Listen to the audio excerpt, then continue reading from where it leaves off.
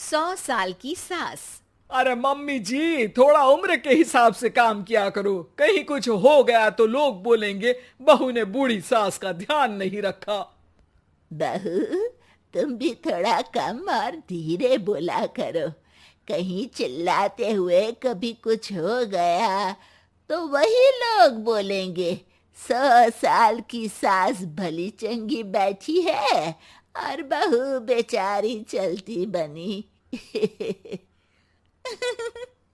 वैसे मम्मी जी, दादी बिल्कुल ठीक बोल रही हैं। हैं? क्या ठीक बोल रही है? वो जो कुछ भी बोले वो सास है, पर तुम क्यों बोल रही हो? बहू होकर सास से जुबान लड़ाओगी क्या? ऐसा बोलते हुए निर्मला को धसका उठ जाता है।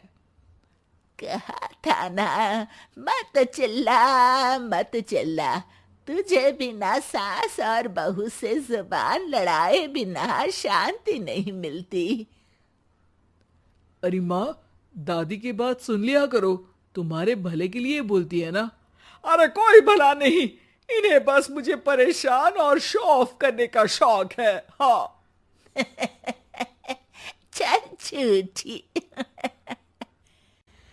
इस परिवार में 3 पीढ़ी की औरतें रहती है, जिनका हर समय कोई ना कोई अलग ड्रामा चलता ही रहता है, जिससे और किसी का पता नहीं, लेकिन सूरज बहुत परेशान रहता है। माँ, पियाली और दादी, आप तीनों के पास एक दूसरे को सास बहू वाले ताने देने के अलावा कुछ काम हो या नहीं, पर मेरे पास जरूर है। इसीलिए पियाली, जरा लंच ले आओ, मुझे ऑफिस भी जाना होता है। इस पर पियाली सूरज को लंच देती है और वो ऑफिस चला जाता है, जिसके बाद तीनों एक बार फिर अपनी बातों या कह लो कि नोक-झोंक में लग जाती हैं। इसी में दिन बीत जाता है। रात को सूरज के साथ उसके दोस्त भी खाने पर आते हैं। पियाली, मेरे कुछ दोस्त आए हैं। सॉरी, अचानक प्लान बना तो बता नहीं पाया। तुम जल्दी से डिनर बना दो ना।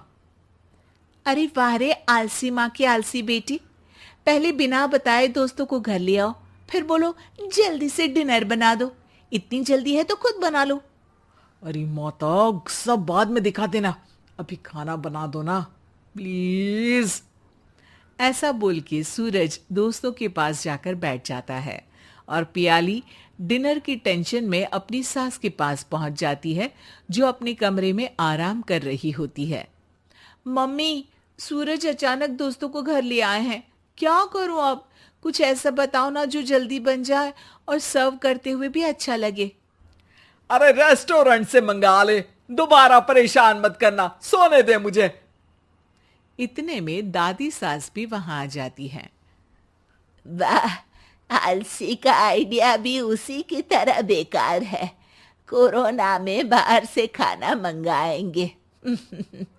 बहू, तुम सो ही जाओ, वही काम अच्छे से कर सकती हो। चल पियाली, मैं बताती हूँ क्या करना है। इस पर दादी सास पियाली के साथ मिलकर सारे मेहमानों के लिए खाना बनाती है, जिससे उन्हें ज्यादा मेहनत भी नहीं करनी पड़ती और सबका पेट भी भर जाता है। दादी के इस आइडिया से पियाली और सूरज बहुत इम्प्रेस हो जाते हैं। दादी, क्या यही खाना आपकी इस उम्र में इतना एक्टिव रहने और एंडलेस लाइफ का राज है? वैसे दादी ने आज तक राज किसी को बताया नहीं। इन्होंने ससुर जी तक को नहीं बताया, तभी तो वो ऊपर पहुंच गए और ये अभी तक यही है। तेरी सास मेरे ऊपर पहुंचने का ही इंतजार कर रही है, पर इस आलसी का ये सपना पूरा नहीं होने वाला। क्यों जी, अमर होने का वरदान लेकर आई हो क्या? अमर का पता नहीं, पर लगता है तुझसे लंबा जरूर जी लूंगी। इससे पहले कि दोनों सास बहू में कोई बहस शुरू होती, पियाली बीच में बोल पड़ती है। ठीक है, आप दोनों लड़ क्यों रही हैं? हम तो चाहते हैं कि आप दोनों हमारे साथ हमेशा रहें।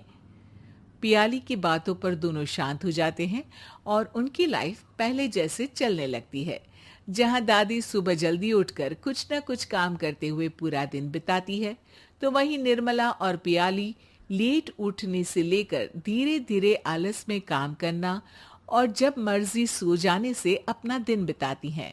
एक दिन निर्मला की सहेली उनके घर आती है। अरे क्यों रे निर्मला, कैसे चल रही है जिंदगी? सब बढ़िया, बस ये बुढ़िया ऊपर जाए तो ज्यादा अच्छा होगा। अरे ऐसा क्यों बोलती हो? तुम्हें तो उनसे सीखना चाहिए, वो बहुत फुर्तीली हैं। मैं उन्हें रोज मॉर्निंग वॉक करते हुए देखती हूँ, और वहीं तुम और तुम्हारी बहू है जिन्होंने शायद सुबह का सूरज आज तक देखा ही नहीं होगा।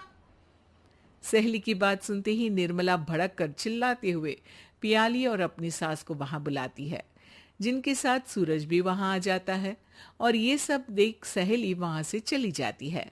अरे सासू माँ, आपको हमसे क्या दिक्कत है? अब तो मेरी सहेलियां भी आपकी वजह से मुझे ताने देने लगी है। मम्मी जी, कुछ तो लोग कहेंगे, लोगों का काम है कहना, आप इग्नोर करो ना। अच्छा, वैसे महारानी, वो तुम्हें भी वही सब बोल रही थी? है? मैंने क्या किया? अरे किलस क्यों रही हो? अब तो समझो और अपना लाइफस्टाइल सुधारो। ओ मोरी मैया, अब हमारा लाइफस्टाइल भी खराब हो गया क्या? आपका तो हाई फाई है ना, बस उतना ही ठीक है।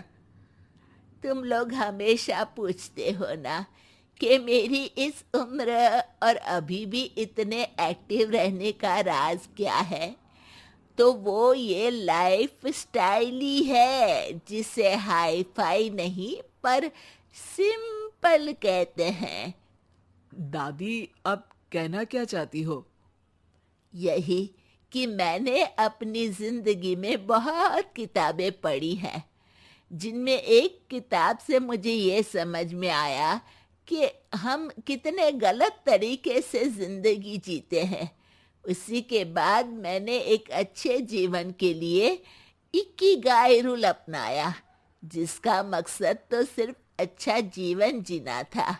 इतना लंबा कैसे जी गई मुझे खुद अचंभा होता है।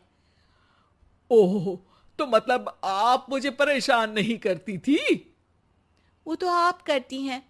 वैसे ये इकिगाई क्या है? थोड़ी रिसर्च खुद भी कर लो आलसियों, सब मैं ही बता दूं क्या?